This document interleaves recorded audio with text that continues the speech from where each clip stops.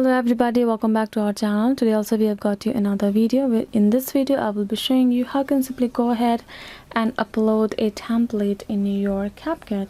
But before we start with our video, do make sure to like our video, subscribe our channel, and yes, without any further delay, let's step into our video. So if you want to do so, first of all, what you gotta do is go to your Capcut. Once your Capcut is open, you'll see this new project option, right? Simply go ahead, tap on it.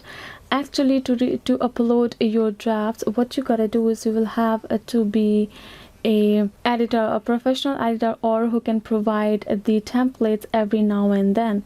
So once your video is there, what you gotta do is simply go ahead, add the stickers, add tags, add effects, whatever you would like, and then once you're done with the editing, and then you will simply have this option called this download option, right? Simply go ahead to remove this Capcut thing. If you would like to remain it, simply go ahead, let it be. Otherwise, tap on this download and it will start being exported, right? Once it's done exporting, you will see this post your template option below this share to TikTok right there.